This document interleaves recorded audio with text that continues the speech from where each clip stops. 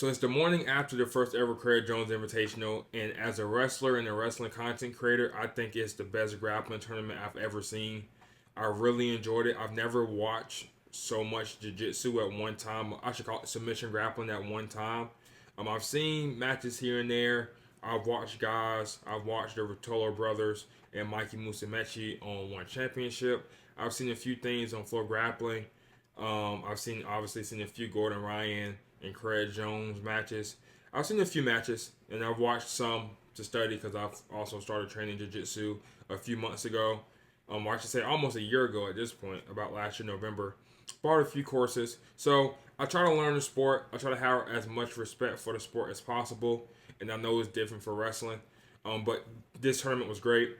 B Team, Craig Jones, they live streamed it on their YouTube channel for free, day one and day two. At first, the reason I watched was because he invited Daniel Kirkfleet, Jason Nolf, and Pat Downey as well. So I wanted to tune in, see how those Penn State guys do. Jason Nolf and Greg Kirkfleet. I didn't watch the plus 80 kilogram bracket the first day. I only watched like a match or so. It was boring, so I just waited for the minus 80, the under 80 kilogram bracket, and it was really exciting. So after that, I went back and watched the over 80 kilogram bracket because I instantly knew I wanted to make a video on it, and I wanted to make sure I watched all the matches all the way through beforehand.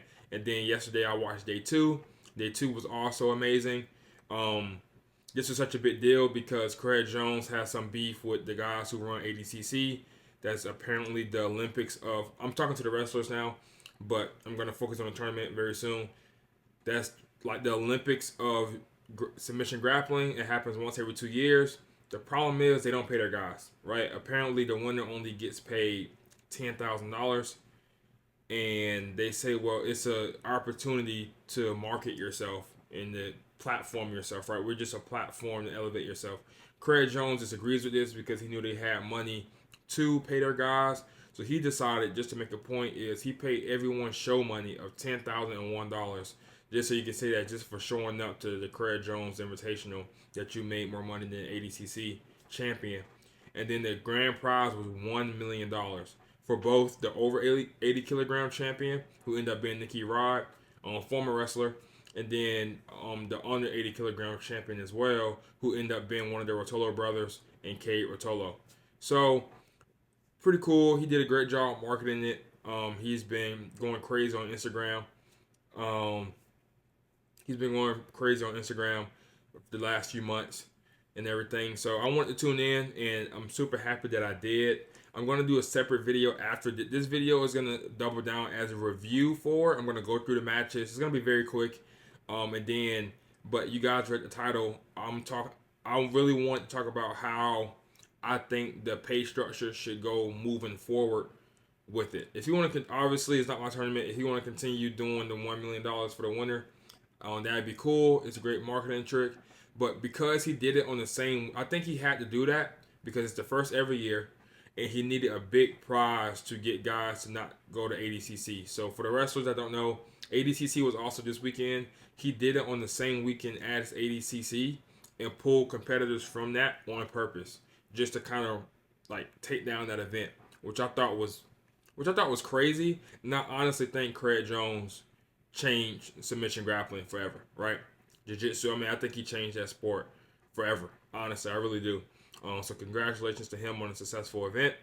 And he made it free, which I don't think is a necessity, but the sponsors supported him doing that. So I think that's absolutely great. I don't think there's anything wrong with charging for an event of that magnitude. But when you have a business sponsor who is willing to spot the prize money and the cost of production, then hey man, I enjoyed it, right? I watched it for free.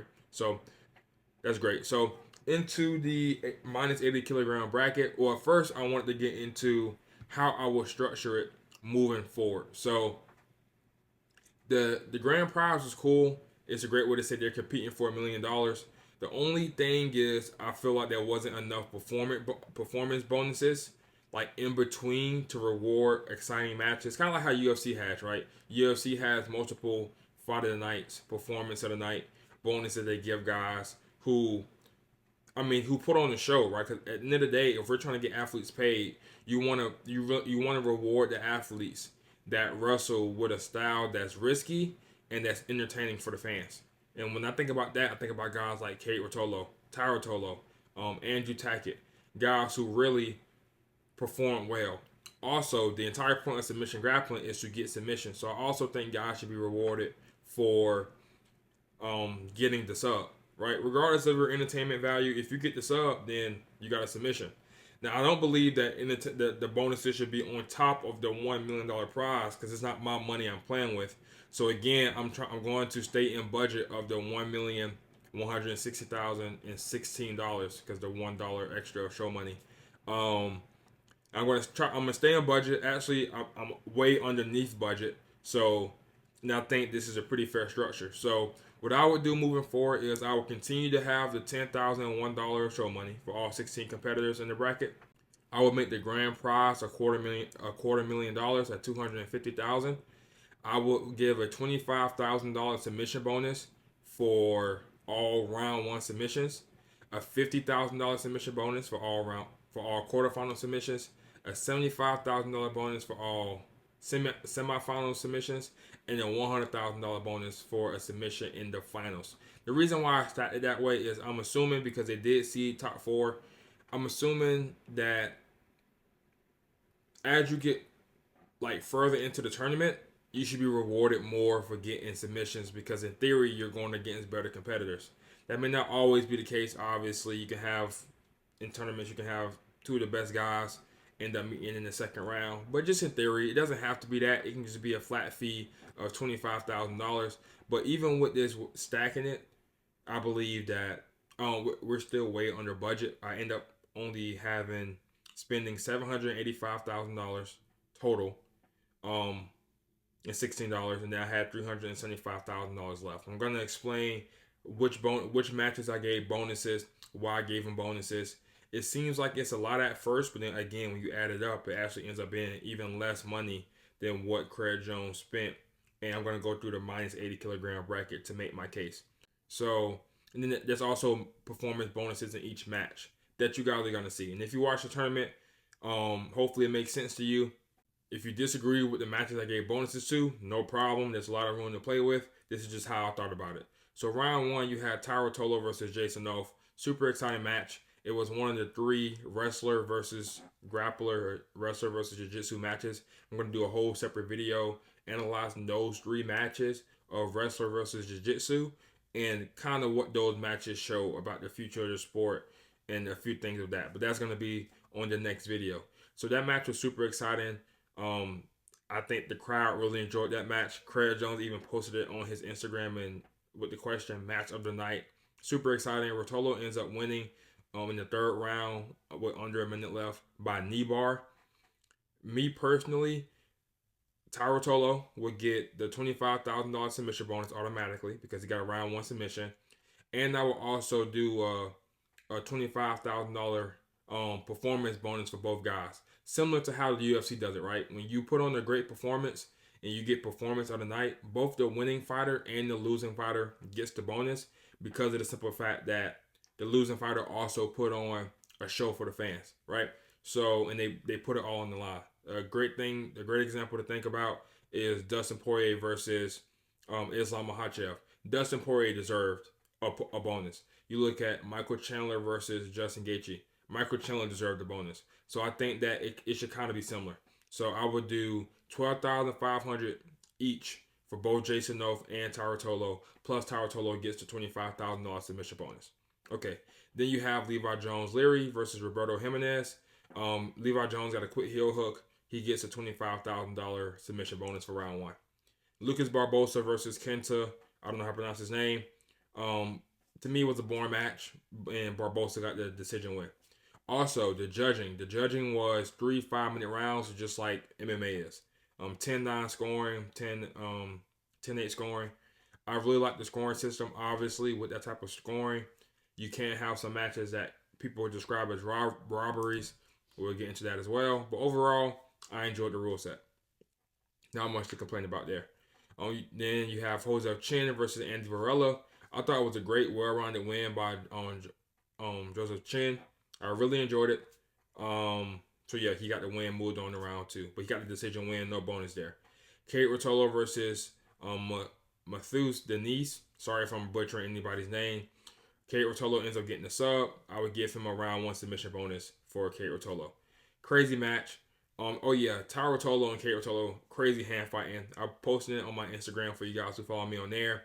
Rotolo caught back a super hard club and hit Jason North with it. And Kate Rotolo he's has one MMA match before, and it's almost like he forgot he was in jiu-jitsu. It's a crazy match. So again, Kate Rotolo gets the $25,000 round one submission bonus. Then you got Tommy Langaker and Ronaldo Canuto. Decision for Tommy, but it was an exciting match. Great grappling.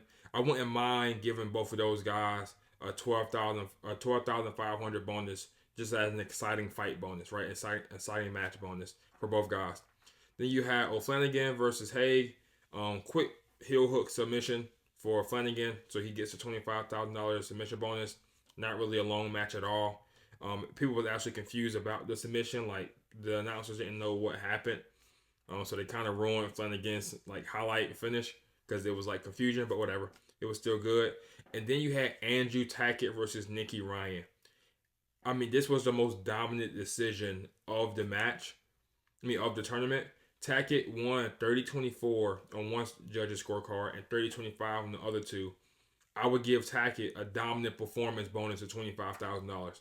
Now, a dominant performance bonus is, I believe, should be $25,000 no matter which round it's in. So in round one, it does match the submission bonus, but the submission bonus gets bigger as the rounds progress. A dominant performance bonus stays the same, $25,000 across the board. So the total round one bonus expenditure is only $175,000. Now the quarterfinals, you have Taro Tolo versus Levi Jones Leary. Decision win for Levi. I was very disappointed because I was waiting for Taro Tolo to compete again, and it was just an extremely boring match. Extremely boring match. I've trained. I understand how hard having a sticky guard is. The match was boring, and it is what it is. So that's that. That ends up in a decision win. Move on to the next thing. Joseph Chin versus Lucas Barbosa. I really enjoyed this match. Chin had some great wrestling, man. He had an arm drag to a back take. He had a duck on it to a back take. Round two was a little bit slow, and I think it showed the benefit of this rule set because Joseph Chin wins round one convincingly. And then round two is really a 50-50. And then Barbosa kind of steals at the end, and he gets round two, right? And that's the thing with this rule set. Like the good thing, and I'm going to say the bad thing first. The thing with MMA scoring round by round is if one guy wins one round convincingly and the other guy just skates by, but even though he won convincingly, it wasn't dominant in the way that deserves a 10-8 because Chin didn't deserve a 10-8 in round one.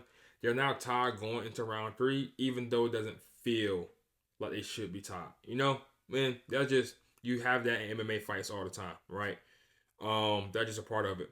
But round three, they were just hand fighting the whole time. In round two, that's very important to point out because I'm going to end up saying a few things and people are going to accuse me of, oh, you just want to make it a wrestling match. Not true at all. I think there was plenty of guard play that was more entertaining than a lot of stand up. I don't think just because guys are standing up, it's automatically entertaining. Joseph Chin versus Lucas Barbosa round two was not entertaining, and they were standing up hand fighting the entire time, right? And then you get to round three, the referee hits both of them with a star warning, and then instantly they start competing harder, which I think is was the good thing about this rule set, those star warnings that they implemented. Joseph Chin gets a takedown, they end up in the scramble, they keep going, and then he ended up getting some type of like calf slicer knee crush, it's called. I've never seen that submission ever. I've seen calf slicers, but I've never seen that. The announcer called it a knee crush. Then Barbosa ends up getting the finish. And just like wrestling, man, doesn't matter if a guy is boring, doesn't matter if, I'm not calling Lucas Barbosa boring necessarily, but it doesn't matter what happened previously. If you get a pin, you win the match. Same thing with a sub, man. And because it was the quarterfinals, then Lucas Barbosa gets a $50,000 submission bonus. And when I say, and again, the bonuses isn't what actually happened, is how I would structure it. So I'm giving my actual review, and then I'm giving what I would think should happen. All the guys just got paid $10,001 show money, and the winner got $1 million. That was pretty much it. So your next thing, you got Cade Rotolo versus Tommy against Tommy. Dominant win by Cade. He won 30-26. The round 2 was a dominant 10-8. Round 1 and round 3 were 10-9s. He won all 3 rounds on all 3 judges' scorecards. Because he won all 3 rounds and he got a 10-8 round, I personally believe that any match where the guy wins all 3 rounds unanimously and he gets a 10-8 round on most of the rounds, I consider that a dominant performance. So because of that, I would do a $25,000 dominant performance bonus for Cade in that match. Then you had Andrew Tackett versus Flanagan. Another dominant performance and deciding decision win by Tackett. He put on a crazy pace. I don't know how this guy was not gassing out. He was putting on a crazy pace for 15 minutes. It was very impressive to watch. He also won 30-26. Because of that, I would give him another $25,000 dominant win performance. So that makes the total quarterfinal expenditure only $100,000. Then you had the semifinals. When the semifinals were made, I knew that the 2 semifinal matches were going to be completely different. I was well aware of that, but just how different they were, I was not expecting. Cade Rotolo and Andrew Tackett, and I don't mean to be exaggeratory when I say this, was legit the greatest grappling match in history. It was the greatest grappling match I've seen. And there was plenty of jiu-jitsu people on Instagram who watched way more grappling than I have who agreed. That match was absolutely insane. The reason why I had already made this pay structure after day one. After day one, I stayed up all night and I was like making it because after the Taro Tolo Jason North match, I was just like, man, we have to encourage more matches like this, right? Because Taro Tolo versus Jason North is not anti-grappling, right? It actually showed the full scope of grappling because grappling also includes stand-up. And I'm going to get into that in the next video when I look at the wrestlers versus jiu-jitsu guys. And I'm going to answer a lot of things about you just want a wrestling match and this and the third, which is not true at all. If I want a wrestling match, I just watch wrestling. This entire channel is me watching wrestling. I watched plenty of wrestling. I did not watch the Craig Jones Invitational just to watch wrestling, right? That's not true at all. I enjoy grappling. I train grappling. So that match was super exciting, man. Rotolo ends up winning by split decision. That really could have went to either guy. Super exciting match, dude. I mean, if there's a tournament of matches like this and styles like this, I'm watching it every single time. I am not missing it. Just like I wouldn't miss the World Team Trials, the World Championships, Olympic Team Trials, the Olympic Championships, the NCAA Championships.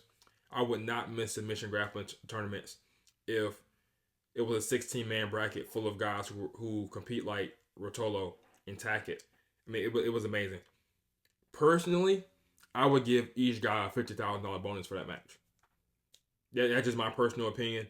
I mean, I hope their sponsorships go way up through the roof. But if I'm a tournament director, I'm giving each guy a $50,000 bonus for that match after that performance. The crowd gave both guys a standing ovation after the match.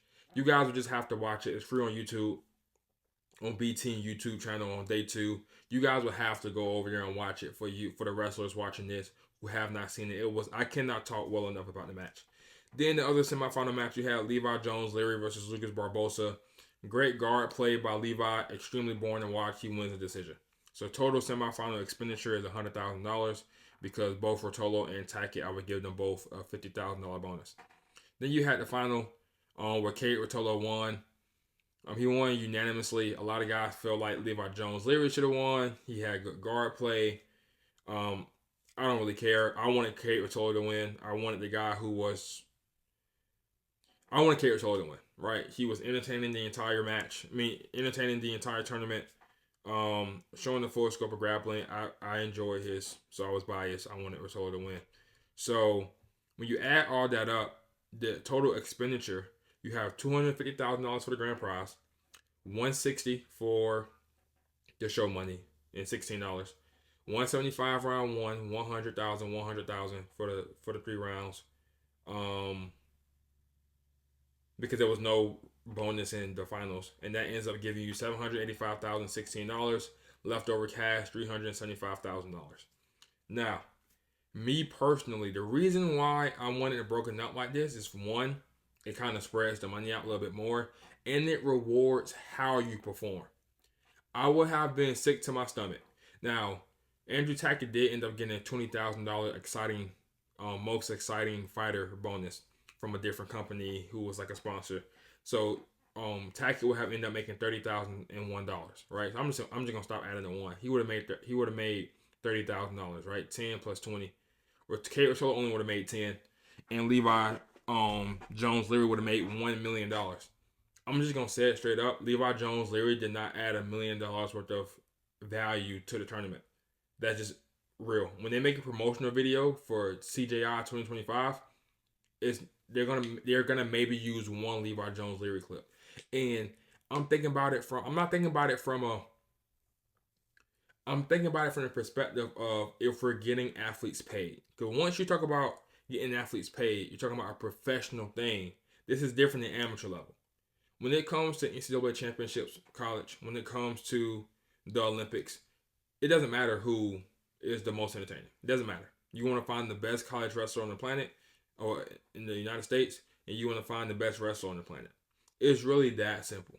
Obviously, as a fan, you want the entertaining guys to win, but that's different. Winning, and same thing with a UFC belt, right? With a UFC belt, it should be about who's the best fighter on the planet at that weight class. That skill level thing. Now, there are people who are not champions who make more money than champions. I have no problem with that.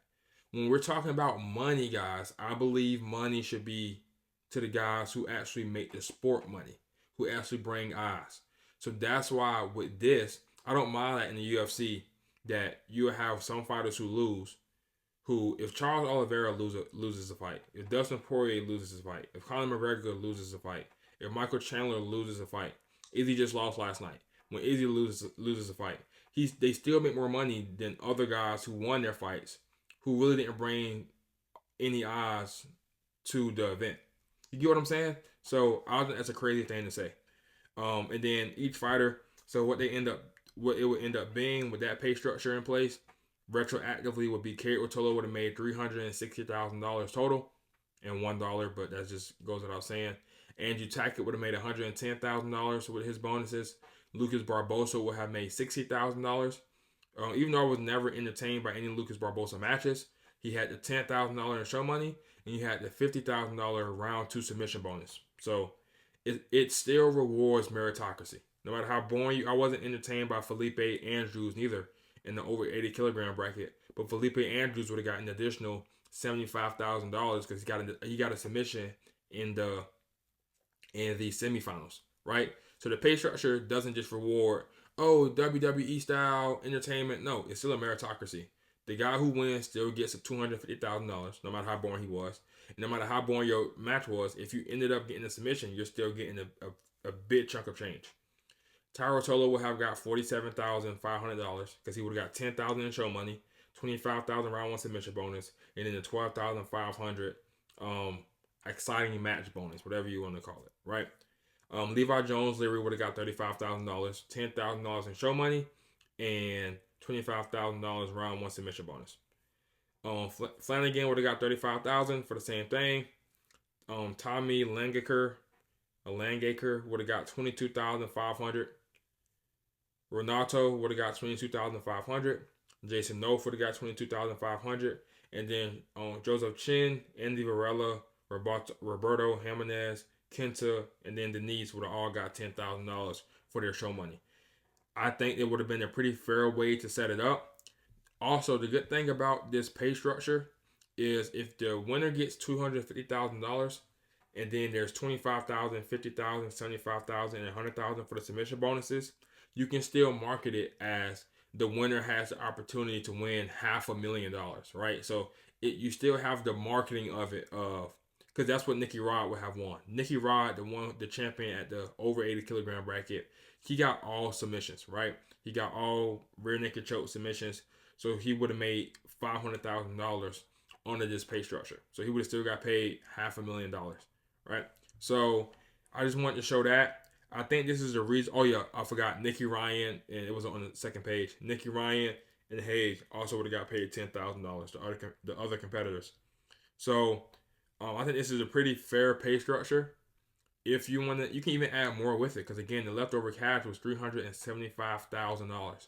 So I'm not sure if Craig Jones is going to have as much money to play with in the future because it won't be the first time, and he seems to do it on a yearly basis. But this way, I mean, I think it's a good pay structure. So that's just how I would structure the tournament if I had $1,160,000 to play with for a grappling tournament. If you have less, I would still do a similar structure. And again, the goal of this is if you want to keep the same rule set, cool. I think the rule set should be tweaked, in my personal opinion. But if you want to keep the same rule set, reward the guys that make people stand out of their seats and start clapping. Reward the guys that give you footage that you can post on Instagram and that actually goes viral, right? Like reward those people who take risk. And I would hate for it to see a guy, and this is what I'm saying. I would hate for it to be a situation where you have a guy make it to the finals, right? Possibly got no submissions or one submission or whatever. Didn't have exciting matches. They win the final and they get paid $1 million. And then you have a guy who in round one, the quarterfinals and the semifinals, every match is entertaining.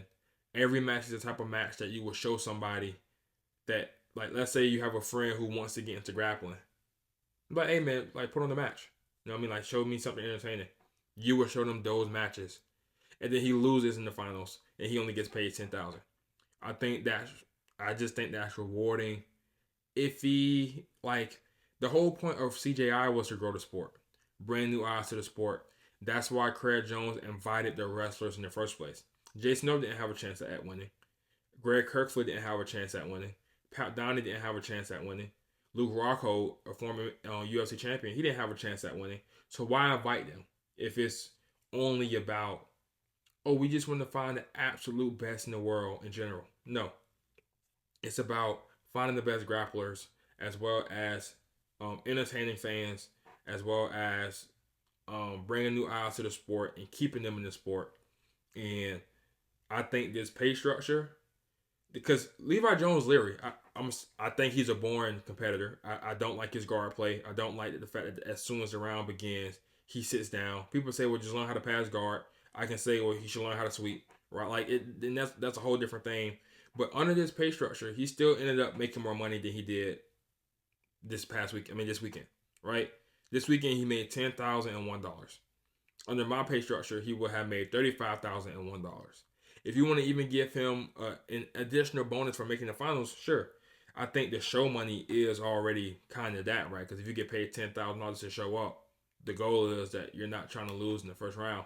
But he still got paid more than triple on this pay structure. So I'm not trying to punish guys like that. I think he deserves a bonus for getting a submission because his style in round one worked out well. He got a submission. I watch guys like Mikey Musumeci who instantly pulls guard, but I watched Mikey's submission fights that he gets submissions in against Emanari, against I think Jared Brooks. I mean those matches were entertaining. So I'm not against guard play. I know a lot of guys are gonna say I'm against guard play. Not at all. At the end of the day, it's undeniable that Jason Oath, Tyra Tolo, Kate Rotolo, Andrew Tackett were the more entertaining competitors on the weekend. Like I said, I also enjoyed Joseph Chin versus Andy Varela. I also enjoyed Tommy Lingaker versus Renato Canuto. So I'm not just supporting the wrestlers, guys. That's not the case at all. I really hope that we can see this type of structure for CJI 2025. And thank you guys for watching the video. I'll see you on the next one. Another thing that I thought about with having the potential for a bonus in each individual match is it makes each individual match a standalone thing, and it makes each match feel bigger, right? And then you can also have bigger crowd reactions. And you can say, well, the crowd isn't getting paid, but crowds love watching guys get paid.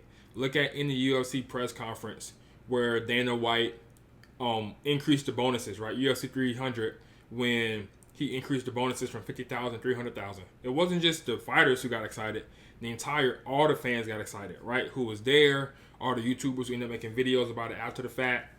Recently, when he increased the bonus from 50,000 to 100,000, I mean, fans like seeing guys who they support get paid.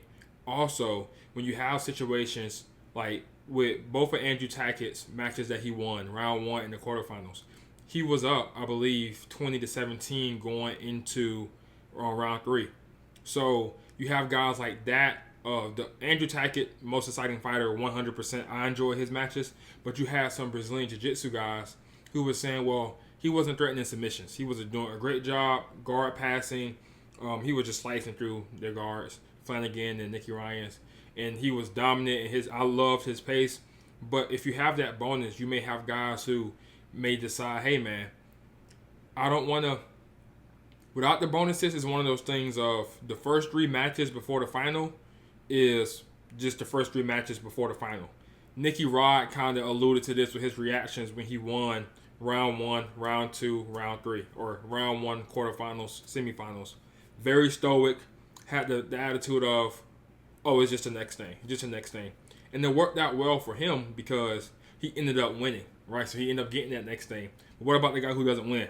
Who had that stoic attitude in round 1 and maybe gets and doesn't win round 2, or had that stoic attitude round 1 in the quarterfinals but doesn't win in the semifinals, right? So I think having those bonuses, just have those wins along the way, and I also don't think it would diminish the grand prize celebration either. Because why would it diminish winning $250,000? You know, like I don't think that just because you may have got paid $25,000, $50,000, $75,000. If you got 3 submissions on the way, you're already at 150. No, I mean, like, I don't think that would diminish winning an additional $250,000. So I think you get that big celebration at the end, and you along the way you also get that in between matches. I think it would just be so much more exciting for the fans. Something to think about is in the Tyrotolo versus Jason Noth match. Rotolo didn't get a submission until the last 44 seconds of the third round, right? The last 44 seconds of the match. Obviously, that's big. That was a great match. But just that, I mean, just that extra, he was going to win the match anyways. And sometimes when you're going to win the match anyways, you have guys who just, yeah, I'm good. 44 seconds left. Like, I'm pretty chill. Rotolo naturally has that style that I'm always going for the finish, constantly going for the finish. It doesn't matter if I'm going to win on the scorecards. I don't want to go to the scorecards.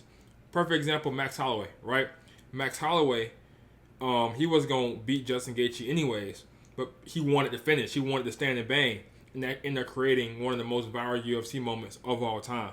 So just always having that constant motivation for these guys to be looking for finishes and rewarding the guys who got the finishes along the way, even if they didn't win it, I think is great, will be great for a tournament setup.